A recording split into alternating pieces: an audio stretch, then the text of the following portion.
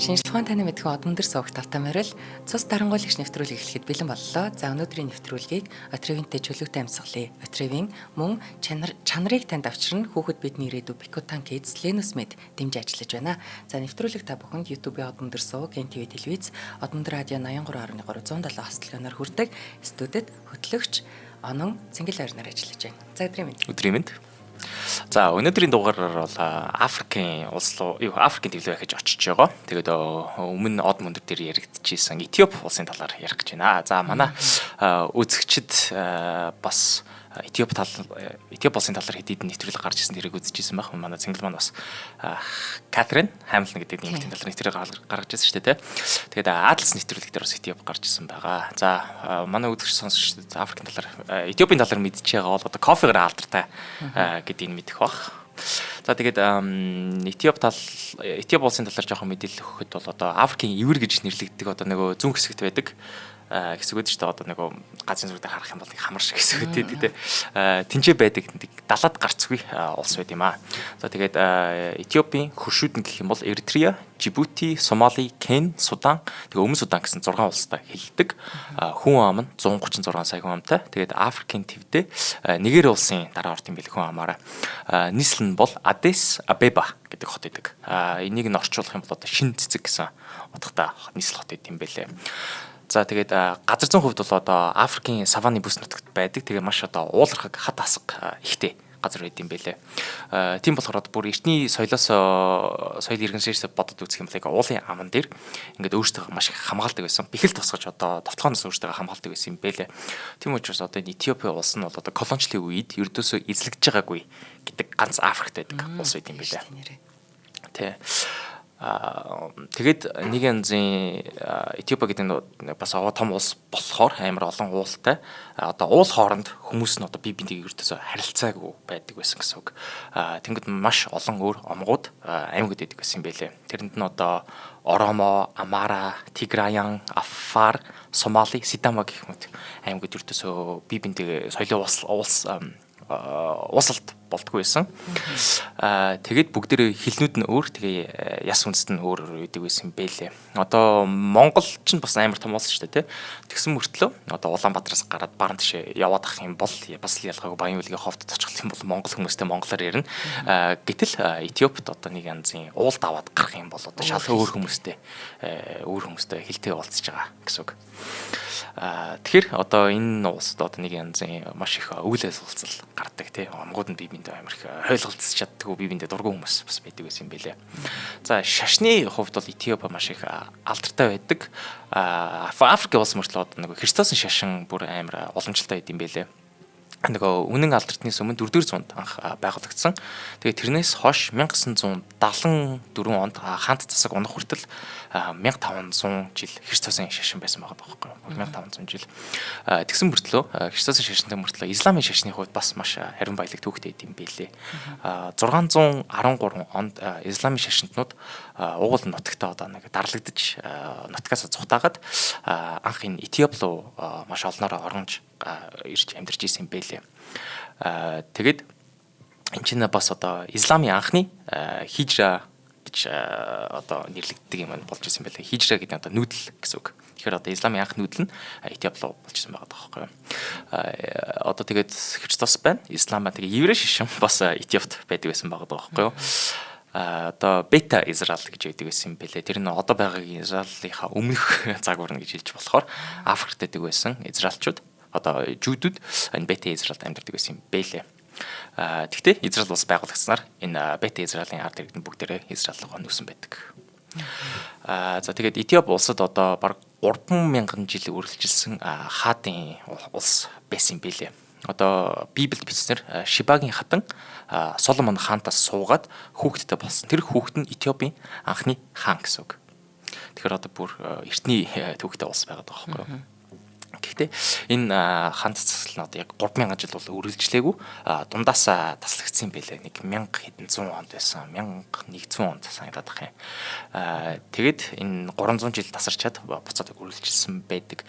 Энэ яг голоор тасраагүй байсан бол одоо дэлхийн түүхэнд хамгийн урт удаан үргэлжилсэн хааны удам болох байсан. Гэхдээ одоо дундаас тасарсан болохоор нэгдүгээрт ордог юм байлээ. Одоо нэг Аха тэмцээнд орж ивэл нэгдүгээрт ордог удам нь Японы Ямамотогийн удам байт юм байлээ. 1500 жил байсан. За тэгээд Этиоп бол одоо Африкт маш алдартай. Тэр юугаар алдтай вэ гэх юм бол одоо колоничлын эсрэг ганц үдсэн улс нь байгаад байгаа байхгүй юу те. Африкт ч одоо хоёрхан улс бол колоничлалд одоо дарлуулаагүй. Нэг нь бол Этиоп, нөгөөх нь Либер. За Либер улсын талаар би нэг цустай дарангуулагч тэр ярьсан. Гэхдээ ягаад дарангуул юу колоничлуулаагүй гэх юм бол маш шинэ улс одоо Америкаас одоо хар аршинд нь хурж ирээд улс байгуулсан байгаа байхгүй. Тэгэхээр одоо ердөөсөө колоничлал болох боломж байгаагүй гэсэн үг юм байлээ. Америкийн дэмжлэг байсан учраас. Тийм. Тэгээ Этиоп одоо бол нэг ганц ердөөсөө Италийн зэргүүдтэй байлцснараа алдартай бэлэг тэмдэг болт юм байлээ Африкта. За тэгээд энэ Хайли Селаси гэдэг хүн бол одоо бас яг энэ одоо колони эсрэг байлцсан одоо удмынхан юм байлээ. За тэгээд колоничлыг яаж эхэлж исэн бэ гэх юм бол Scramble for Africa гэж нэг зүйл болж исэн. Тэр нь юу байсан бэ гэхээр одоо Африкийн булаацалдаан гэдэг нэг ойлголт байдаг. Энэ нь одоо 19-р зууны сүүлээр Европын бүх том хөгжнүүд ингээд Африк дотор ингээд колонитой болох гэдэг ингээд хичээгээд байсан байгаа байхгүй юу. Тэгсэн мөртлөө одоо энэ Африк чинь маш том газар мөртлөө бүх хүнд бол хөрөхгүй шүү дээ. Тийм учраас одоо баг би бинтэйгээ байлдах төвшөнд хүрсэн байсан байгаа байхгүй. Тэгэхээр одоо нэг Европ даяар амар том дайм болохоос сэргийлээд 1884-өөс 85 оны хооронд Берлинд баг хурал хийсэн юм бэлээ. Энэ баг хурал дээр одоо Их Британи, Франц, Итали, Испани, Бельги, Герман гэдэг том гүрэнд оролцож байгаад за Африкийг хідүүлээ хуваагаад авцгаая тий. За Англи танах ханахыг нь авах юм бэ. За Герман бид нар энийг нь авчаа. Бельги та нар энэ хоосон цайг аваад Конгог авчгаа гэд зүгээр шуум гаргаж ирж байгаад би бинтийг хуваарал авцсан байдаг.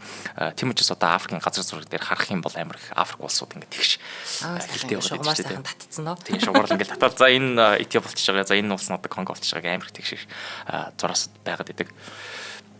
За одоо ингээ Африк нь ингээд хуваагдаад би бинтийг тохиролцоод авчлаа. Тэгэнгүүт Итали Этиопыг уулна авах ёстой байсан колоничлаа болгоод.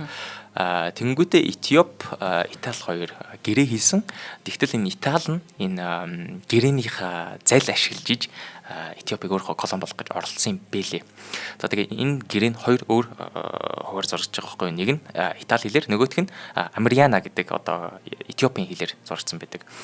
За Итали хэл дээрээ Амриана хэл дээр болохоор одоо Этиоп улс Европын улсуудтай харьцахдаа Италийн засгийн газар дамжуулж болно гэж бичсэн байгаа байхгүй тий. Болно. Гэсэн чинь Итали хөвөлбөр дээрээ Италийн засгийн газраар дамжуулах ёстой гэж бичиж байгаа байхгүй юу. Оо шал өөр хоёр утга болж болно тийм. Тийм энэ ч одоо шал өөр утга болчихж байгаа байхгүй юу. Нэг янзын одоо би ингээд нэг хүмүүстэй харьцсан чинь өөрөө харьцаж болно гэдэг бол одоо надад нээлттэй байгаад идэг. Тэгсэн чинь одоо нөгөөх нь болохоор заавал одоо надаас зөвшөөрөл авч харьцсан. Тийм бүр ёстой болчихж байгаа. Тэгэх юм бол одоо гадаад харилцан ингээ Италидаар хамааралтай болчихж байгаа болохоор энэ Этиоп ингээд төшмөл улс болох эрсдэлтэй байсан учраас Этиопийн хаан 2 дугаар Менеликийг шууд мэдээд эсэргүүцэж байгаа амар уралж байгаа. Тэгэд юу гэсэн бэ гэхээр одоо энэ гэрээг бол эрдөөсөө хэрэгсэхгүй. Этиоп бол тусгаар тогтносон улс гэж хэлээд Итали шууд дайн зарлаж байгаа Этиоптой. За Итали бол шууд Этиоптой дайн зарлаад ингээ хүчээр авах гэж үзэж байгаа байхгүй. За энэ гэрээ хэлцээрээр болж чадахгүй бол шууд дайн зарлая гэсэн. Тэгсэн чинь Итали одоо шууд бот нэргүүлсэн байдаг. Яг гэвэл одоо Италийн айран үнэндээ бол түүхэндээ ердөөс олон амжилт олж байгаагүй айран байт юм байл Европын түүхэндээ. Яг ингээд хараад үзэх юм бол Италиг анх нийтгэхдээ дэжгүй айран байж байгаа. Тэгээд тэрнээсээ цаашаа дэлхийн 1-р дан, дэлхийн 2-р дан энэ Этиопийн колоничлалын үегээд дандаа ингээд баг айран ялагдаж явсан улс байт юм байлээ. Тэгээд одоо түүхэндээ энэ Этиоп улс нь Европын айрныг ганц ялсан, одоо цорын ганц ялсан улс болж түүхэнд үлдсэн байдаг. Тэгээд одоо эргэн тойронд нь бүх улсууд нь одоо ингээ колоничлолж байгаа байхгүй юу. Одоо Франц, Англи, Испани, Португал, Итали, Бельги, Германчууд гэдэг бүгдээрээ колониуд байгаад байдаг. Африкт айл төрний хэлж ирснээр зөвхөн Либер, Этиоп хоёр бол колониг үлдчихэж байгаа. За энэ үед бол одоо өнөөдрийн гол дүр Хайли Селаси дарангуулагч төрсэн байдаг. 1892 онд. За Ижерса Горо гэдэг тосон төрсэн юм бэлээ. тэгээд Хайли Селаси гэдэг нэр нь бол одоо өөрийнх нь яг жинхэнэ төрсөн нэр нь биш. Одоо ингээ хаан болсныхан дараа сонгосон нэр нь бэлээ. Төрөхдөө Тафари Маконен гэдэг нэртэй байсан. Тафари Маконен. За тэгээд энэ Тафаригийн аав нь бол одоо 2 дугаар Менелик хааны тэргүүн зөвлөхийн албан тушаалтай. Тэгээд мөн Хараар хотын амбан захирагч байсан юм бэлээ. Тэгэхээр одоо энэ Хайли Селаси Тафари бол одоо нэг дээдсийн хүрээлэлд өссөн одоо боловсралтай мөнгөтэй хүүхэд болж өссөн юм бэлээ. Тэгээд Этиоп улс нь энэ 2 дугаар Менеликийн хааны үед бол одоо маш хурдан үйлдвэрлэж исэн, зэрэг арим хөгжүүлсэн. Тэгээд газар нутаг мөн өмнө зүгт дэлж исэн юм бэлээ. Тэгээд Америкийн нэгдсэн улсын конгрессийн номын сангийн архиваас хараад үзэхээр энэ 2 дугаар Менелик хааныг амар ухаалаг хаан байсан гэж бичсэн бэлээ. Амар бодлоготой. Яасан бэ гэх юм бол одоо колони нөлөөнөөс улсаа өөрийгөө ингээд Италийн эсрэг хамгаалчихж байгаа шүү дээ. Тэнгүүтээ одоо Японч нь колоничлын эсрэг яаж өөрсдөө хамгаалсан бэ гэх юм бол хамаг хилээ хаасан шүү дээ. Тэгж хилээ хаагаад өөрсдөө гадаадын ертөнцөөс тусгаарлахын оронд ингээд Европын гүрнүүдтэй ингээд тэнцвэрээ олж ажиллаж исэн байгаа тоххой. За ингээд Италид нэг жоохон ажиллаж, Британид жоохон ажиллаж, бүх газартаа тэнцвэрийг олоод бие биентэй үзүүлж исэн бэлээ. За тэгээд Тафари бол одоо ингээд амар багаасаа бэлтгэж жисэн амар анзаарэгддэг. Ягаад гэвэл амар их олон Францаас багш нар хурж ирээд амар их боловсрол олгосон байдаг. Тэгэхэд 19 настайдаа Менелик хааны удмын гүнжтэй суусан байдаг. Тэгэд Сидамо Хараар хотын амбан захирагчаар ажиллаж эхэлж байгаа. За тэгэд Этиопт амбан захирагчийг одоо Рас гэж цолд юм бэлээ. Энэ нь одоо нэг янзын орчуулах юм бол одоо хунтай ч юм уу ханхүү гэсэн үг. Тэгэхээр одоо энэ Тафаригийн нэр нь Растафари болчихж байгаа шүү заяа. За тэгээд Растафари болчлоо. Тэгсэн чинь 1906 онд Менелик хаан, Этиопийн хаан цус харваад бие нээр муутчихж байгаа. Тэгээд 2 жилийн дараа өөрийнхөө зээх хүү Лиж Иясу гэдэг хүнийг өв залгамжлагчаараа бэлтэж байгаа. Тэгсэн чинь Лиж Иясу бол өөрөө исламын шашинтай, исламын нөлөөтэй хүн байна гэж үзээд энэ Этиопийн бүх одоо дээр байдаг ноёдууд нь удирдлагууд нь Лиж Иясуг эсэргүүцээд эхэлж байгаа. Ягаад гэвэл энэ дээрээс удирдлагууд нь бүгдээрээ бүр ингээд Соломон хааны үеэс эхлээд бүгдээрээ Христосын шашинтай байсан учраас за бид нар нөлөөгөө алдах юм байна, эрх мэдлээ алдах юм байна. Тийм учраас энэ Лиж Иясу гэдэг хүнийг хэзэж хаан болгож болохгүй шүү гэж байгаа. Нэгт бол өөрсдөө эрх мэдлээ алдах гэдэг нь шашин алддаг юм. Хоёрт исламын шашинтай болчно гэх юм бол тэр үед чинь нэг Отоманы гүрэн байсан шүү дээ. Отоманы гүрний нөлөөнд орчих гэдсэн байхгүй Этиопи улс. Тийм учраас улам эсэргүүцэд эхэлж байгаа. Тэгэнгүүт энэ тал дээр бас нэг Отоманыг дэмжиж байгаа Герман улс нь Лиж Иясуг дэмжиж эхэлсэн байдаг. Тэнгүүд одоо Отоманыг дэмжиж байгаа Герман улс нь Лиж Иясуг дэмжиж байна. Тэнгүүд нөгөө талаасаа энэ Лиж Иясуг эсэргүүцэж байгаа Их Британи, Франц, Америкийн талаас дэмжлэг орж эхэлж байгаа байхгүй юу. Тэгээд Менелик хаан нас барсныхан дараа заламжийн хямрал өнгөсөд эхэлж байна. За тэгээд энэ Лиж Иясу нийслэл хотод байхгүй хахад ноёдд нь бүгдээр одоо зөвлөн хуралдаад Менелик хааны гүнж Зевдэтү гэдэг эмэгтэйг хатан хаанаар томилчж байгаа. За энэ бол Менелик хааны том охин байсан санагдаад байна. Том нэгтгэвлөө хоёр дахь охин санагдаад байна. За тэгээд энэ Зевдэтү гэдэг хатан хаан бол одоо энэ ноёдын зөвлөлийн яг хамгийн түрүүнд сонгосон хүн бол биш байгаад байгаа байхгүй юу. Ягаад гэвэл хамгийн түрүүнд сонгож ирсэн хүн энэ Тафари байгаад байгаа. Яг гэвэл Тафари арай илүү боловсралтай, дипломат чадвартай, шинтгэж сэтгэхгүй удирдагч гэж харж исэн. Гэхдээ яагаад энэ Зевдэтүг эхлээд хатан хаана болгосон бэ гэх юм бол энэ Менелик хааны охин учраас арай нэг баталгаатай үе залгамжлагч нь байгаад байгаа байхгүй юу. Одоо Менеликийн зээх үү тэгээд шууд охин хоёр нь бие биентэй толдоод эхэлчихэж байгаа гэсэн үг. За тэгээд шууд энэ охиныг нь хатан хаан болгоцсон чинь Иясу бол одоо дургуутсаж байгаа шүү дээ. Ингээ хотоос гараад явцсан байсан чинь буцаа ирсэн чинь ингээ өөр хатан хаантаа болцсон байна. Тэнгүүд Иясу өөрийнхөө үнж бүх зэргүүдийг ингээ цуглуулад эхэлж байгаа. Тэгэд Этиопт одоо нэг янзын одоо энэ дайн гараад эхэлчихэж байгаа байхгүй. Исламын шашин, Христосын шашин хоорондох дайн гараад эхэлчихэж байна. Энэ үед яг дэлхийн 1-р дайн бол Европт эд өрнөж исэн. Тэгээд энэ дотоодын дайнд нь одоо хааны сантийн тулалдаанд Христосын шашин ялаад энэ Зевдэтү хатан хаан боллоо. За тэгээд Дайны дараа Хатан хаан Зевдэтүү Растафари хоёр бол одоо хамтарч Этиоп улсыг маш орчин үеижүүлж эхэлсэн байдаг. Тафари бол шууд эхлээд Этиопыг үндэснүүдийн лигт оролцсон юм бэлээ. Тэгсэн чинь үндэснүүдийн лиг бол эсэргүүцсэн. Ягаад эсэргүүцсэн бэ гэх юм бол одоо энэ Этиопт тухайн үед болцлол байдаг байсан байгаа тоххой юу. Тийм учраас 1923 онд болцлыг халаад Этиоп олон улсын давтан дээр хүлээн зөвшөөрөгдөд энэ үндэснүүдийн лигт орсон байдаг. Тэгэхээр энэ Тафари одоо ингээ харахад бас нэг амар дажгүй хаан харагдаад байгаа байхгүй тий.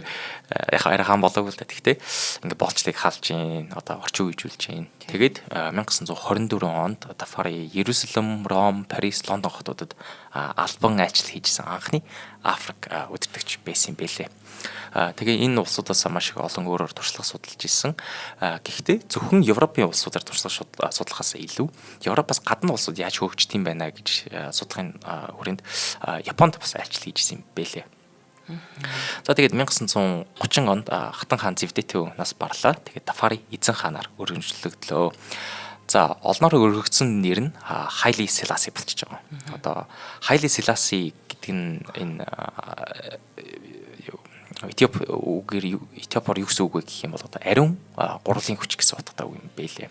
За ариун гурал гэдэг нь одоо Христосын шашны эцэг хүү ариун сүнс. Тийм эцэг хүү ариун сүнс одоо нэг бурхан Есүс тэгээ нэг зөвлөгөө өгдөг сүнс нь гэж ойлгоод байгаа Христосын шашин дээр. За тэгэхээр Тафари гэж дутгаа байлаа Селаси гэд дуудъя. За тэгээд Селаси бол яг ингээ хаан болчлоо. Тэгээд Библийн баримтаа болгож үзэх юм бол Соломон хаанаас эхлээд энэ 225 дахь Этиопийн удирдагч юм бэлээ. За хамтран ажиллагч ярих уу? Тийм байна. За нэвтрүүлгийн хамтран ажиллагчаар за Атревинтэй чөлөөтэй амьсгалыг Атревин дэмжиж ажиллаж байгаа. Тэгэхээр нөгөө за харшлын үйлрэл эхлэх, за хамар ам битүүрэх, за зарим тохиолдолд жирэмсэн үед эмэгтэйчүүд бас хамар нь яг жирэмсний үед битүүрээд идэг ч юм уу ийм нөхцөл байдалд манайхан хамрын битүүрлээ арилгах гэж нөгөө байн олон удаа хамарлууга тусаах за тэгээд сүүлдээ тэр тусаалгаа хэтэрхий олон удаа тусаагаад байна уу гэж бодож нэг шанална хамар хуурайш нэмзэгшин сүүлдээ тэрнээс харшлан гих мэт байдаг. За тэгэхээр Атревин болохоор таны хамрын битүүрлийг 12 цагийн турш битүүрлийг арилгана. Ийм удаа үргэлжилж байгаа үйлчлэгээтэй хэрэг давуу талтай байгаа. Чөлөөтэй амьсгал бол мэдээж эн чинь 5 дух. За гол нь нөгөө чийгшүүлэгчийн найрлагатай болохоор танд хуурайших хорсох мэдрэмжүүд нь төрөхгүй юм шүү. Тэгэхээр ямар ч одоо эмийн бүтээгдэхүүнийг мэдээж нэг эмшийн зөвлөгөөгөөр хэрэглэх хэрэгтэй. Бүх эмийн сангуудаар худалдаалагдаж байгаа. Одоо нөгөө нэг өдөрт 12 цагийн одоо хамрын битүүрлийг арилгах гэхээр та нэг 2 удаа хэрэглэхэд хангалттай өдөршөндөө амьсгаагаа сайхан бүтэн авнаа. Тэгэхээр хүчил төрөгчөө бүтэн авна гэдэг бол бас эрүүл мэндэд хийж байгаа. Урт хугацаанд хийж байгаа айгүй зөв дадал зуршил гэж боддtiin. Дутуу амьсгалаад ахаар л одоо толгой дүүрэл өвдөл одоо яг би нэг юм аудио уншиж студид суухад бол ингээл хүчил төрөгч дутагдаал ирэнгуутл өөрийнхөө амьсгалаа ингээл ирэнгуутл яг дотор мухаараа л эхэлдэг байхгүй. Тэгэхээр хамар нь ингэж битүүрдэг хүн бол ямар их зовж амьсгалдаг болоо гэж боддtiin. За 9988 1950-с туцны дугаараар дэлгэрэнгүй мэдээлэл авч болно. Тэгээд нэвтрүүлэг дэмжиж ажиллаж байгаа Атревинтэй чөлөөтэй амьсгалыг Атревинтэй баярлалаа. За тэгээ 1930 онд Хайли Селаси бол ингээ хаан болчлоо. Тэгээ яг нэг жилийн дараа улсынхаа анхны үндсэн хуулийг бол бичсэн байдаг. Гэхдээ энэ үндсэн хууль нь одоо бусад бүгд найрамдах улсуудаас амар ялгаатай байгаадсан. За өмнө хаан засаглалтаа байсан улсууд үндсэн хуулиа бичихтэй парламент дээр бол бүх эрх мэдэл нь очоод одоо хаан хатууд нь бүгд бэлэг тэмдгийн эрх мэдэлтэй болдсон шүү дээ. Одоо жишээлбэл Англи байна те, Япон байна. Тийм тэгсэн чинь Хайли Селаси эсэргээрээ байгаад байгаа байхгүй юу? Парламент байгуулчлаа. Гэхдээ энэ парламент нь нэг янзын бэлэг тэмдгийн эрх мэдэлтэй болчиход бүх эрх мэдэл нь өөр дөр нь очиж байгаа. Бас л одоо нэг янзын дарангуулагчийн хэм маяг гарч ирж байгаа гэсэн үг. Яагаад ингэж байна гэх юм бол одоо бүр анхнаасаа л ингээл олон жил Этиоп улс чинь ингээд тусаар цоглоо явчихж байгаа шүү дээ. Тэнгүүт одоо бид хуучны боронгуу хаант засгаа хаалчлаа тий. Ардын засагтаа улс болж шүү гэж олон улсад өөрийгөө жоохон эрхландж байгаа юм шиг байгаад байгаа. Энэ Хайли Селасиг хараад тахт ингээд өөрийнхөө гадны дүр төрхтэй амар их анхаардаг байсан хаан юм шиг санагдсан надад бол. Харин яг ингээд зургнуудыг харахаар тийм байна. Ганган юм аа гэж бас бодчихлаа. За тэгээд энэ Хайли Селасигийн талаар нэг хамгийн сонирхолтой амар гажиг факт би олж авсан. Тэр нь юу байсан бэ гэхээр аль тэр нэг Растафари гэж нэртэй байсан шүү дээ. Ханху Тафари гэдэг. Тэгээд Растафари гэж нэг шашин байдаг шүү дээ. Тийм үү? Тийм, одоо нэг Ямайкийн Боб Марлийн шүтдэг Rastafari гэж шашин байдаг штэ. Энэ хоёр нэг гаралтай байд юм бэлээ. Ягаад гэвэл энэ Ямайк улсад энэ Rastafari-гийн нэрэн дээр нь шашин үүсчихсэн байгаа байхгүй юу? Энэ Ямайк улсад одоо нэг номлогч хар арьст хүн эзэн хаан болсноор Библийн зөгнөл биеллээ гэж зарлж исэн. Тэгээд Тафаригийн нэрээр Rastafari шашныг анх үүсгэн байгуулж ирсэн. Тэгэхээр энэ Rastafari шашин нь одоо ямар нэрт утгатай нэр хэвэ гэсэн үг гэхээр хаан Тафари гэсэн одоо ханху Тафари гэсэн утгатай шашин байгаа байхгүй юу. За тэгсэн чинь Селаси бол өөрөө энэ Этиопт байж байгаа мөртлөө ингээд Латин Америкт гэх юм өөрийнх нь нэртэй шашин гараад ирэх гайхаж байгаа байхгүй юу те. Энэ хин Селаси чинь бол өөрөө шууд 100% одоо Христос шашин чинь Христос шашин байгаад байдаг. Тэг хүүхдлээ Христос шашинтай үнэмч байсан юм бэлээ.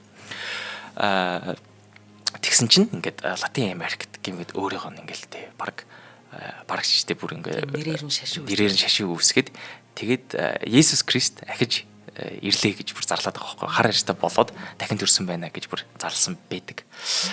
Тэгсэн чинь Селаси бол өөрөө би тийм бурхан биш шүү дээ. Би чинь зүгээр л жирийн нэг хүн шүү дээ гэж дандаа өөрийгөө тайлбарладаг байсан юм билээ. Тэгээд энэ Хаиле Селаси 1966 онд Ямайк улсад айлчилсан байдаг. Тэгээ яг ингээ онгоцоос буух гэжсэн. Яг онгоцыг гадаа 100 мянган сүсгтэн онгоцын буудлын дээр ингээ бүгдээрээ овоороод бүгдээрээ нөгөө марихуана өвсөд татаад бөмбөр тоглоод баяр тэмдэглэж байсан байгаа байхгүй. Тэгсэн чинь энийг нь одоо Хаиле Селаси онгоцоор харч бүр ингээ би буухгүй юу яриад байгаа юм бэ? Би энэ хүмүүс чинь мэдлэгээргүй байна гэж бүр айжсэн гэдэг. Гэтэ одоо угаасаа заавал ирсэн байгаа юм чинь буухаас өөр сонголт байгаагүй.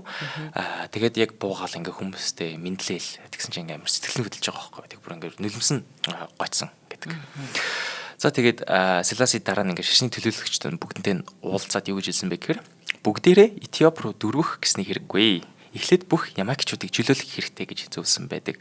Тэгээ энэ үгэн дээр нь үнслээд Rastafari шашин одоо эрх чөлөөний шашин болж хөрсөн бэлээ. За тэгээд одоо альтернативны хэлжсэн Rastafari шашны одоо гол төлөөлөгч нь бол бидний сайн мэдэх Боб Марли байдаг.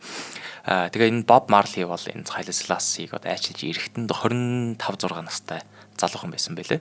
Тэгээд өөрөө бол Хаиле Селаситай танилцж байгаагүй. Гэхдээ эхнэр нь энэ онгоцны буудлаар нь байсан гэдэг. Тэгээд бүр дараа нь энэ Хаиле Селасиг одоо өгч залдарсныхын дараа Боб Марли Селасигийн хүүхэдтэй уулзж исэн. Тэг Селасигийн хүүхэд нь Боб Марлид аавынхаа бөгжийг өгч исэн байлээ.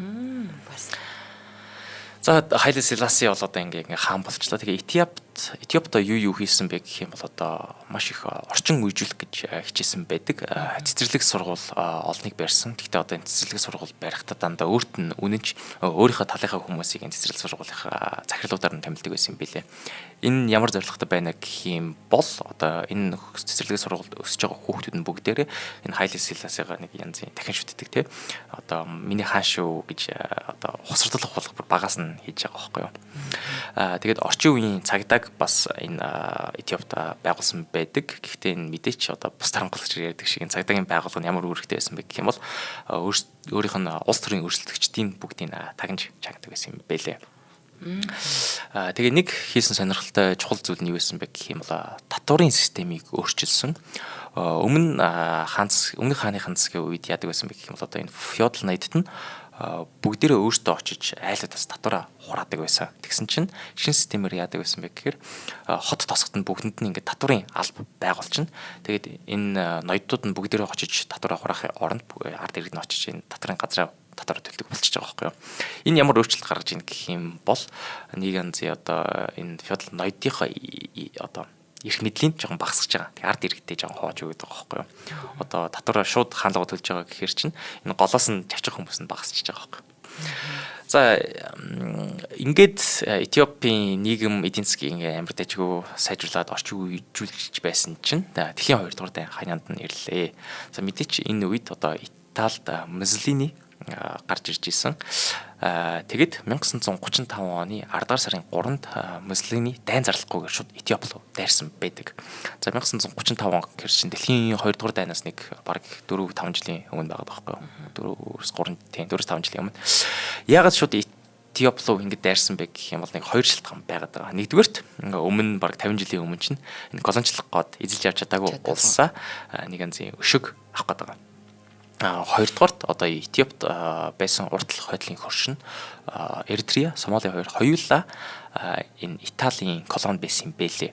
Тэгэхээр урдаа Италийн колони, Италийн колони. Тийм учраас Этиопиг эзлээ авчих юм бол энэ Италид нэг маш том колони бий болж байгаа байхгүй юу? За Италийн айр мальтрууны хэлжсэнээр Европт нэх сайнд орохгүй байсан, нэх олон ялалт байгуулахгүй байсан ч гэсэн Этиопоос бол хамаагүй илүү байсан юм бэлээ. Тэгээд өмнө 50 жилийн өмнө чинь нөгөө колоничлын дайндаа ялгцсан нэг хэдэн шалтгаанууд нь одоо нэг онгоц тий логистикийн асуудлууд нь маш их байдаг байсан бол 50 жилийн дараа онгоцууд нь сайжрлаа, одоо танкууд нь сайжрлаа, хоёрт тээврүүд нь сайжрлаа. Тэгээд дэлхийн 2 дахь дайн болох гэдэг байсан учраас амар бэлтгэлтэй байсан байгаа тоххой. Тэгээд Этиопиг бол одоо бүр ямар ч асуудалгүйгээр эзлээд авчиж байгаа. Этиопийн айран дээр ч одоо баг танк хийж явах, онгоц хийж явах дан явган цэрүүгэд байгаа тоххой. Тэгсэн чинь Этиоп хоёр бол хоёулаа уулна үндэснүүдийн лигийн гишүүн. Тэнгүүт нэг холбооны хоёр улс бие биентэйгээ байлтад эхэлчихэж байгаа. Тэгэд Этиоп ч хүүе ингэж болж байгаа юм уу гэд үндэснүүдийн лигээс маш их тусламж гуйжсэн. Тэгсэн чинь үндэснүүдийн лиг нь Итали та нар тэгж болохгүй шүү. Бид нар та нар дээр одоо эдийн засгийн хориг тавилаа гэд тэр хориг ч үндэ бол нэг нөлөө болоогүй юм бэлээ. Тэгэхээр одоо энэ үндэснүүдийн лигийг бас бодоод үзэхээр орчин үеийн нүбтэй амар төстэй байгаа даа. Одоо орчин үед чинь ингээл бас ялгаа Орос Украины дайн гарч яхад болохгүй шүү. Тийм нүбээсөө та нар болохгүй шүү. Эдийн засгийн хориг тавилаа гэдэг өөр бас юу шийдэх эрх мэдлгүй болчихж байгаа байхгүй юу. За тэгээ сүүлдээ Итали, Британи хоёр нийлж жагаад баг энэ Этиопиг хувааж авъя гэсэн нэг баримт бичгэн бий болж исэн юм билээ. За Муссолини энэ Этиоптын дайны үеэр л одоо шууд олон улсын хориг зөрчиж исэн. Тэгээ дэлхийн 2 дугаар дайнд ажиллаж исэн эдэлүүлэхийг амар ашигласан юм бэлээ. Шууд тэгээд энэ Этиопийн цэргүүдийнх нь арьсууд нь одоо тийм идэлж чинь, нүдэн сохорч чинь, төлөгдөж чинь, тарж батарч чинь одоо муухагаар ирэл зарим шиг ингээ хайлаад эхэлчихэж байгаа байхгүй юу. Тэгээд энэ дайнд одоо Этиопийн талаас цэрэг энгийн иргэдийн нийлээд 760 мянган хүн амь хүргэсэн юм бэлээ. Тэгээд Италийн цэргүүд бүгдээр нийслэх хотод ингээд дайраад ороод ирэхэд энэ Этиопийн төрийн зөвлөл нь бүгдээрээ хуралдаад эзэн хааныгаа цутаалах шийдвэр гаргасан байдаг. Уул нь бол энэ Этиопийн дайчин соёл одоо хаан хүн эцэг хүртэл цэргүүдтэйгээ хамт тулдж өгөх ёстой гэсэн одоо соёл байгаад байгаа байхгүй юу. Тэгсэн чинь Силасыг яагаад ингэж цутаалах шийдвэр гаргасан бэ гэх юм бол за манай хаан өгөх юм бол энэ Этиоп улс ингээд байхгүй болох нь албан ёсны баталгаатай болчихж байна. Тийм учраас Этиоп улс ядаж энэ хаантайгаа цуглдээсэй гэд англи руу цутаалгасан байдаг. Тэгээд 1936 онд одоо энэ Италиг дайрсны дараагийнх нь жил нь Силасын үндэстнүүдийн лигийн чуулганы эндэр дээр нэг үг хэлсэн байлээ. Тэр юу гэж хэлсэн бэ гэхээр Этиопийн ард түмэн халдан товтлагчийн эсрэг тэмцэхэд туслахаар амласан 52 улсаас асууя. Та нар Этиопийн төлөө юу хийж чадах вэ? Өнөөдөр биднийг ингэж байгаа бол маргааш та нарын ээлж шүү гэж хэлж байгаа байхгүй юу. Эн чинь бол одоо 1936 он учраас дэлхийн 2 дугаар дайнаас өмнө байгаа байхгүй юу. Тэгэхээр яг энэ Силасын хэлсэн үг нь үнэн болчихж байгаа. Германчууд одоо ингээ Европыг эзлээ, Италичууд ингээ дайн зарлаа. Тэгтэл энэ 3 жилийн өмнө бүр ингээ зарлаа хэлсэн байдаг. Та нарын ээлж удахгүй болно шүү гэсэн үнэн болж байгаа. Энэ тэгээ амар алдартай ихтгэл болж исэн. Тэгээд мэдээч үндэснүүдийн лиг бол энэ Этиопийн төлөө бол юу ч хийгээгүй. Тэгээ үүнээс хойш энэ Хайли Селаси Англид 5 жил амьдарсан байдаг. 5 жил амьдарч байхдаа эхлээд Лондонд амьдарч исэн. Тэгээд Лондонд амьдарч байхдаа ингээ амар хүмүүс хурж ил зочлол өө Этиопийн хаан биш үү те сайн байна уу. Тэгээд Растафарын шашинтай хүмүүс бүгд хурж ил ингээ шүтчихийдсэн. Тэгсэн чинь Английн засгийн газар за чи Лондонгоос өөр тийшээ нөх хэрэгтэй байна гэд бүр нийслэлээ хөөжсөн юм билээ. Бат гэдэг хотлоо нээжсэн. Яагаад гэсэн бэ гэх юм бол Муссолинигийн дургуг хүрэх гээд байна гэсэн билээ. Ингээд одоо Муссолиний том дайсанг ингээд Британи ингээд хамгаалаад байгаа нь за Муссолиний дургуг хүрэх юм бол Муссолини их Британтай харилцаагаа муудлаа тэгээ дайрч магадгүй гэсэн эрсдэл байгаад байгаа байхгүй юу. Тэгэд Английн засгийн газар одоо ердөөсөө хангамж өгөөгүй байдаг. Хангамж өгөөгүй учраас ямар ч мөнгө өгөх байсан учраас өөрөө хамаг эд хөрөнгийг зарж хагаад хоол залгуулж амьдарч исэн юм бэлээ. За дараагийн хамтран ажиллагч ярьж байгаа. За нэвтрүүлгийн хамтран ажиллагчаар чанарыг танд авчирна хүүхэд бидний ирээдүй Бикутан Kids Linus мэдрэмж ажиллаж байгаа. Тэгэхээр амин дэмэр баялаг за одоо хүүхдүүдтэй нөгөө нэг хаврын цагт үлрээ солигдож байгаа үеүүдэд за дулаан орж явахт чамаг одоо ерөн л айгу сэрүүхэн байгаад байна. Энэ одоо амин димээр баялаг өрөөнд ор юм хүүхэд багчуудын тархлааг дэмжих олон төрлийн амин димүүд ашигтай бактери, эрс бодисыг нэг дор агуулсан ийм нийлмэл найрлагатай 4 төрлийн пикутан хүүхдийн витаминыг санал болгож байгаа. За мэдээж одоо эмчийн завраар хэрэглээрээ тэгэхээр хүүхдүүдтэй витамины нөгөөх тэр тусмаа одоо ингээд ийм 4 төрлийн пикутан хүүхдийн витаминыг санал болгож байгаа. Энийг авч хэрэглэх бол их зүйтэй санагдсан. Надад нөгөө мультивитамин, Д витамин гэх хүүхдүүд ингээд аюу олон юм удаг штэ. Нэг дор байгаа нь аюу зүгээр санагдсан. Дээрэс нь энэ нь болохоор бүх эмийн сангуудаар хөдөлтаалагдж байгаа. Тэгээ хүүхдүүдтэй би ингэсэн яг хүүхдүүд яг хөдөө гадаа явахт нь ингэж боддог гэсэн бохоо. За энэ бол одоо зуны цаг юм чинь Д витамин авчиж байгаа гэд. Тэр айгу буруу юм бэлээ. Тэгэхээр нэмэлтээр тэр одоо яг энэ гоё өсөж байгаа насанд нь л витамин өгөх ёстой юм бэлээ. За 80-ийг 3 51 91 утасны дугаараар лавлж болно. 90-34 97 17 дугаараар лавлж болно шүү манайхаа. За чанарыг танд авчирна. Хүүхэд бидний ирээдүй Пикутан Kids. Баярлалаа. Ленус Мед те. Баярлалаа. За энэ үед бол холбоотны улсууд одоо Муслинийг өөрсдийн талдаа ингээд татах гэдэг амар хичээжсэн байдаг. Яг гэвэл Муслин ингээд Хитлерийн талд орох гэдэг нэг янзын мэддээдсэн байгаа байхгүй юу. Тийм учраас одоо энэ одоо хийсэн үйлдэлүүдийн нэвдээс буруу шиж зүрхлэхгүй байгаа. Тэгтэл одоо дэлхийн 2 дугаар дайн гарлаа. Муслиний мэдээж Хитлерийн талд орсон. Тэнгүүтээ одоо ингээд холбоотны талуудтай шууд дайнтай бүх талбар дээр зарлаад эхэлчихэж байгаа байхгүй юу. Тэгээд Африк дээр Этиопийн газар дээрээс одоо тэнцээ байсан Английн колонитой дайн зарлаад эхэлчихэж байгаа. Тэгсэн чинь Британий засгийн газар шууд за энэ Этиопийн хаанч нэрээ манай нутаг дэвсгэр дээр орнож байгаагаа санаж байгаа. Тэгээд 1941 оны 1-р сард Селасиг Суданаар дамжуулан Этиопт ирүүлж байгаа. Шууд армийн нөгөөд за чи одоо ингээд улсынхаа бэлэг тэмдэг болоод энэ Этиоп улсыг Италиас буцаагаад аваа. Энэ Африкийн том талбар дээр манай талын дайныг эргүүлэх хэрэгтэй байна гэсэн өөрөөгөө явуулсан юм байлээ. За тэгээд энэ Селаси Британий цэрэг хоёр нийлж байгаад Италийн колони бүх цэргүүдийг хөн гаргасан. Тэгээд Селаси 5 дугаар сарын 5-ны өдөр нийслэл Адис Абебад буцаж ирлээ.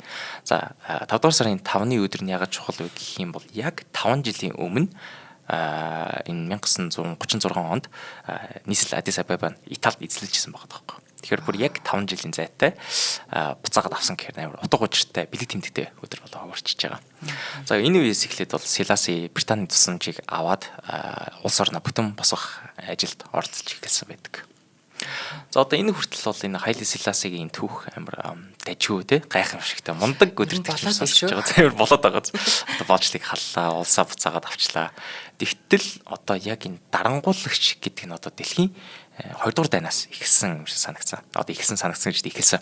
Одоо хамгийн хар бараан хэсэг нь эхэлж байгаа шүү. Цохооч эхэлсэн. Зэсэн цохоос юм байна те. За Селаси бол одоо ингээд Британий дэмжлэгтэй буцаад хаан болсон мөртлөө ердөөсөө ингээд улсаа либерал капиталист бодлогыг дэмжээгүй байдаг оронд нь дайны дараа шууд эрх мэдлээ бүгднийг өөртөө төлрүүлж эхэлж байгаа байхгүй юу. Бараг шууд ардын дэмжлэгийг авснаас ноёдын дэмжлэгийг авсан дээр гэж шийдсэн. Өмнө нь ноёдоо жоохон эрх мэдлийн болоога авсан юм шүү дээ. Тэгсэн чинь одоо шууд Британаас буцаж ирээд эсрэгээр ажиллаж эхэлж байгаа. Нэг янзын одоо Британд байж та Английн хатан хаан ноёдыг харчаад тэгж хийсэн юм болоо яасан юм бол яг сайн мэдэхгүй байна. Гэхдээ одоо энэ 20 дугаар зуун дундаа орж байгаад Этиоп улс хагас хамжлагын хэлбэртэй байгаад байгаа байхгүй юу. Иргэд нь одоо ингээд ургацынхаа 75%-ийг нь шууд ноёдтой хураалгаддаг болчихж байгаа. 75% гэхэрч одоо ямар дарамттай юм бэ? 25%-аар өөрийнхөө амиа залгаж эхэлж байгаа байхгүй юу. За тэгээд энэ үед бол Хайли Селаси өөрийнхөө гадаад өнгө төрхөнд амар олон улсын давцсан дээр амар илүү анхаарч эхэлж байгаа. Тэгээд Нүбиг анхлан байгуулсан гишүүдийн орнуудын нэгт бичигдсэн юм билээ.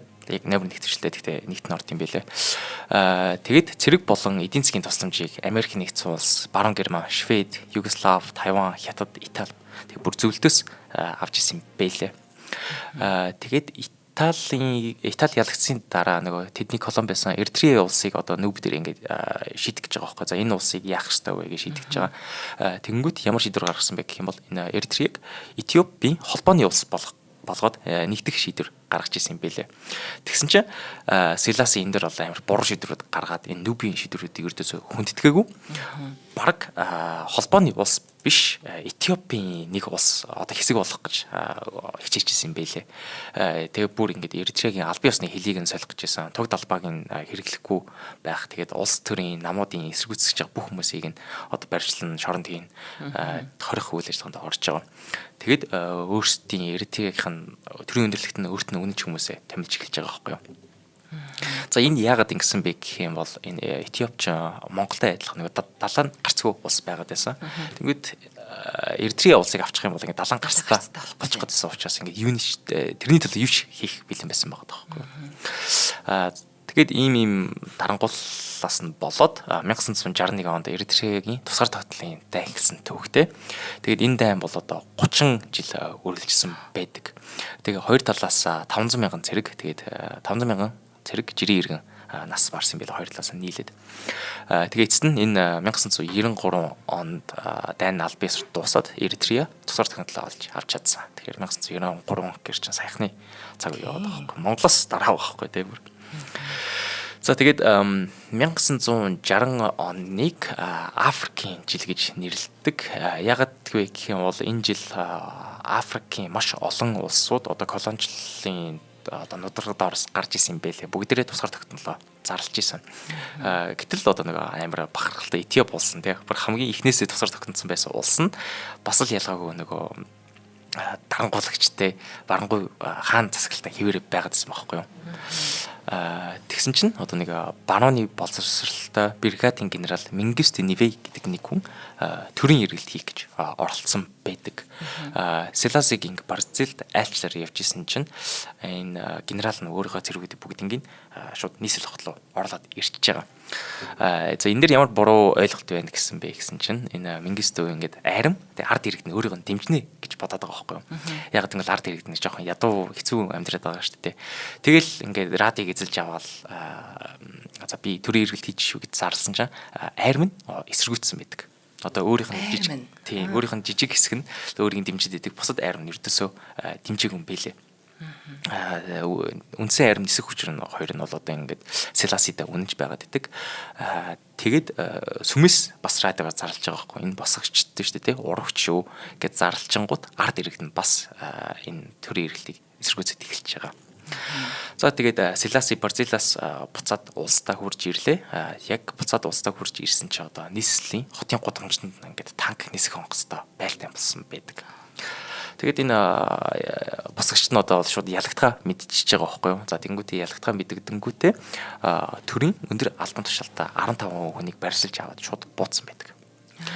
Энэ төрийн эргэлт нь одоо бүтлгүй болсон ч гэсэн нэг янзын Селасигийн дэмжлэг гагаж ихсний илэрхийлж болчихж байгаа байхгүй юу тий. За Селаси одоо үнэхээр ингээд бүх юмаа өдөрч чадахгүй хаан болж байгаа нэг хагарал гарч ирж байна. За тэгсэн чинь 1972 он 73 онд Этиопид аимшигт гам болсон байдаг. Тэгсэн чинь нөгөө феодалын ноёд нь бүгдээрээ ургацынхаа татвараа авсан хэвээр байгаад байгаа байхгүй юу. Тэгээд жирийн иргэд нь одоо ердөөсөө баг аяг будаа ишиг хурагч үгүй болчихж байгаа. Одоо жирийн иргэд нь яаж амжаалуулж ирсэн бэ гэвэл одоо хээрийн ногоо өвсний үндэс ухаж идчихсэн. Тэгсэн чинь эдний нөгөө хурааж авсан тариа будаа мал хөрөнгийг нь экспорт бүгдийг гадагшаа гаргаад зараад байгаа. Ард иргэд нь хөдөө орон нутагт ард иргэд нь ингээ өсөж яхад нийслэл нь ингээ сайхан баяжаад нийслэн чтэй энэ дарангуулагч нь өөрөө сайхан баяжаад цадгалсан сууж байгаа. Энэ тэнгуүтээ энэ Хайле Селаси энэ өсгөлөнгөө бүр нуух гэж хичээж исэн юм бэлээ. Яагаад гэвэл одоо нөгөө гадна төр төрхтэй бүр амнасаа илүү хайртай байгаад байгаа шүү дээ. Тийм учраас энэ өсгөлөнг одоо нээлттэй ярьсан одоо төрийн албан хаагч идэр байх юм бол бүгднийг шууд барьцлалт шоронд хийчихэж байгаа. Энэ өсгөлөн ердөөсөө байхгүй байгаа шүү гэдэг тосролтлог хулга улс даяар явуулах гэдэг. Тэгээ ердөөсөө гадагшаага энэ мэдээлэл цацахгүй байх гэж хичээгээд байгаа байхгүй юу? Сул доройгоо нуугаад байгаа юм уу? Тийм сул доройгоо нуучиж байгаа. Тэгээ энэнийх нь үр дүн нь юу байсан бэ гэх юм бол гадаадд ердөөсөө энэ Этиопид ган өсгөлөн болж байгаа мэдэхгүй байсан учраас ердөөсөө тусламж өгч чадахгүй байхгүй юу? Тийм учраас энэ Хайле Селаси одоо хамаг тусламжаа авахгүйгээр хүмүүсээ зүгээр өсгөлөн байгаад сууж байна гэсэн үг. Тэгээд одоо өсгөлэн эд өрөлжилж яхад 200 мянган ард иргэд нь өсөж өгсөн байдаг. Тэгээд Хайле Селаси өөрийнхөө 80 насныхаа төрсөн өдөртөө $35 сая зарцуулж ирсэн байлээ. гард ирдэг өнгөс чи 35 сая доллараар зүгээр өөрийнхөө төрсөд тэмдэглэж байгаа байхгүй. Энд чинь тэгээ гадаадч бүгдээрээ ирж чинь амар өсрөлдүүлэнтэй сайхан тэмдэглэж байна. Тэгсэн чинь нэг Британий сэтгүүлч Jonathan Dimbleby гэдэг нэг хүн үсгэлэнгийн голомт болсон Воломож руу очоод нэг нууцаар нэвтрүүлэг хийж байгаа камер авч очоод. За тэр нь нуугдсан үсгэлэн гэдэг баримтат кино гарч байна. За тэгээд нэг сцен дээрээ одоо хөдөлгөх тэнхлэхүй болсон одоо хүүхдүүд гарч байгаа байхгүй. Ингээ бүрдээс газар хөвцсөн. Тэгвэр нүдэнд ингээд хөдөлж нүүрэн дээр нь ингээ ялаа малаа хийж байна. Тэгсэн чинь дараагийн сцен дээр нь Хайлын Селасигийн орд нь зарцнаар нь амар өндөр чанарын үнэтэй сайн чанарын мах ингээ мөгөн тавган дээр авчирч энэ Хайлын Селасигийн нохоод гэж байгаа байхгүй. Хайлын Селасигийн нохоон тэгээ бүр ингээд чиваа нохоо байхгүй. Бүр жижигхэн нохоод тэгж үнтэй сайхан мах гэж идэл ард ирэхэд ингэж хэцүү зовж харин тийм нохооноос доор амьдарч байгаа байхгүй. За тэгээ энэ кино бол ингээд дэлхийн том суваг дээр бүгдээрээ цацагдлаа. Тэгээд нүүбийн гишүүн орнууд ингээд Селасигаас асууж эхэлж байгаа байхгүй. Энэ юу болоод байгаа юм бэ? Яагаад ердөөсөө тусламж авахгүй байгаа юм бэ? Яагаад ард ирэх чи ингэж амьдарч байгаа чи төрсөн өдрөө ингэж амар тэмдэглэж байна те. Тэгээд энэ кинонд бас удалгүй Этиопт нууцар оруулж ирээд хүмүүст үзүүлж эхэлж байгаа. Одоо энэ Хайлын Селасиг эсэргүүцэжсэн сөрөг хүчнүүд нь. Тэгээ энэсээ болоод одоо шууд улс даяар жагсаал цаглаан болж байгаа байхгүй юу. Тэгээ их сургуулийн оюутнууд бүгдээрээ жагсаж эхэлснээр Селасигийн уналт эхэлсэн байлээ. Цэргийнхэн бас амар яралтай хөдөлж эхлээд Дэрг гэдэг нууц зөвлөлийг байгуулсан байдаг. Тэгэд энэ Дэрг гэдэг нууц зөвлөлөөр улс орны түвшинд Селасигийн эрх мэдийг жоохон булааж эхэлж байсан. Тэгээд 1974 оны 9-р сард Дэрг зөвлөл Селасиг өсгөлөнг нуун дарагдуулсан хэрэгт албан ёсоор буурдгаж баривчилсан байдаг. Тэгэд одоо өмнөх амьдрал дээр одоо тийм амьд хаан гэж өргөмжлөгдөжсэн нэгдүгээр Хайлын Селасиг албаар ингээд амар жижиг ямби машинаар гэрээс нь очиж шорондоо тэрсэн гэдэг юм бэлээ. Одоо жоохон доромжилж штэ тийм байна. Энэ гэхдээ бүр одоо нөгөө өмнөх дарангуулагчдын нэвтрүүлгүүдээ сонсохоор ингээл тэгэж алаад ингэж алаад гэдэг энэ бүр маш урт удаа хугацаанд хүмүүсийг ямар их тамлаа вэ? Харин тийм зүгээр л өөрийнхөө нэр хүндийг бодоод ингээд хамгаалчихж байгаа байхгүй юу? Улсын дэстнэр нь тамлаад үлсгөөд байж идэг өөрөө тэгээд ингээд гоё харагдахыг хүсдэг ямар аимшигтай вэ? Харин тийм. За тэгээд 1974 оны 11-р сард одоо Селасиг баривчилсан дараа энэ Дэрг зүйлийнхэн хуучин төрийн 60 албан тушаалтнуудыг шууд шүүх хурлуугаар барьвчлаад бодож хороосон байдаг. Одоо энэ Селасиг дэмжиж байгаа хүмүүс нь учраас шууд алсан нь илүү амар юм байна гэд алчж байгаа байхгүй юу. За тэгээд энэ алгацсан хүмүүсийн дунд нь Селасигийн ач хүү адмирал Искиндер Десте гэдэг хүн байсан байгаа. Селаси мэдээж энийг шорон дотроо сонсчоод хэдэн хоног өөлөж гачуудаж одоо залбирсан гэдэг мэдээлэл юм бэлээ. Тэгэд дараа жилийнхэн 8 дугаар сард радиогоор нэг мэдээ улс орон даяар цацагдваа. За энэ мэдэн дээр нь юу гэсэн бэ гэхээр Эзэн хаан Селаси нойрсож байхдаа амьсгалын дутагдлаар нас барсан гэж байгаа байхгүй юу.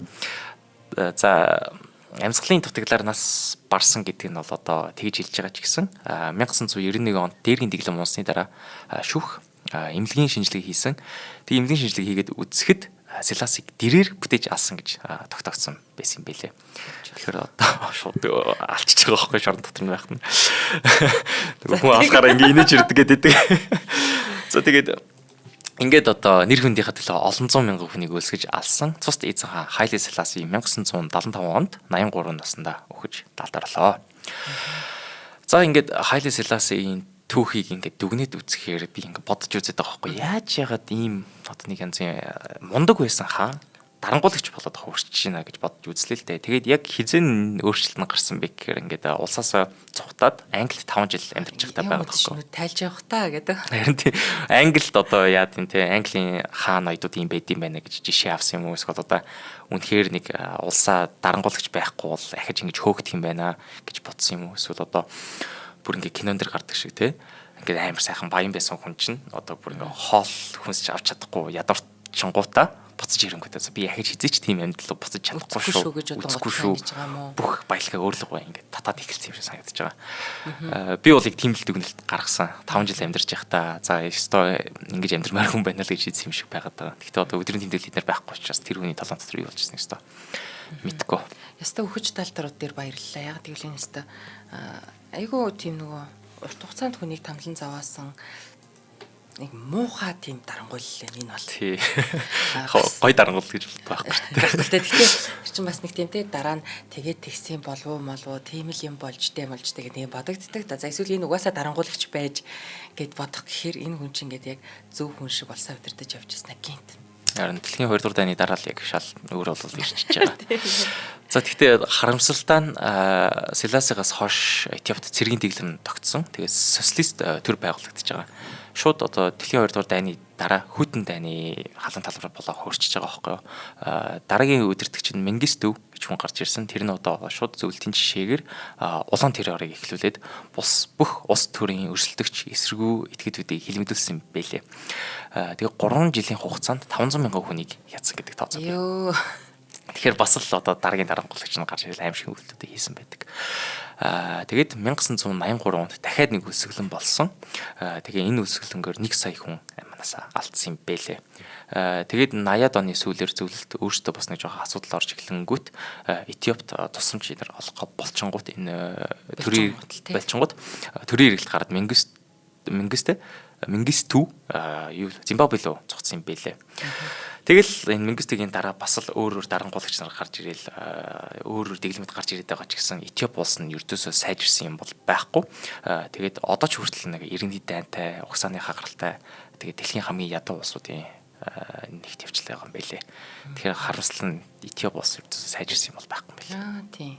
Яг өмнөх нөгөө Адрайнерын нэвтрүүлэг дээр Этиопийн тухай ярихдаа бол би нөгөө маш шашинлаг хүмүүс байгаа гэдэг. Тэгсээр нэг тэр хүмүүсийн тэр эмэгтэй хүмүүс тандж байгаа тэр охин хүүхэдтэй 9 төдөө төрдөг 15 тадаа төрдөг. Тэгэл тэр эрд очтол нь эмэгтэй хүнийг одоо тэр бэлэг эрхтнийг ойдог тэр уламжлал гэх юм уу те бараг нэг омгийн ахлагчийн хийдэг тэр ямар ч даруйтгалгүйгээр шууд ойдог.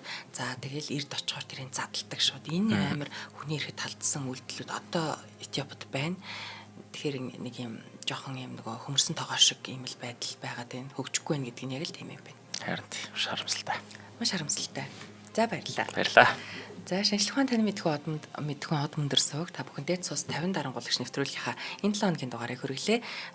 Өнөөдрийн нэвтрүүлгийг Отревинтэй чөлөөтэй амьсгалын Отревин мөн чанарыг танд авчирна хүүхэд бидний ирээдүй Бикутан Kids Lenus мэд дэмжиж ажиллалаа. За нэвтрүүлэг YouTube-ийн од мөндөр суваг НТV телевиз од мөндөр радио 83.3 107-оос телегоноор хүрсэн. За нэвтрүүлгийг бэлтгэн өргөсөн хөтлөгч Чондоо баярлалаа. Баярлалаа.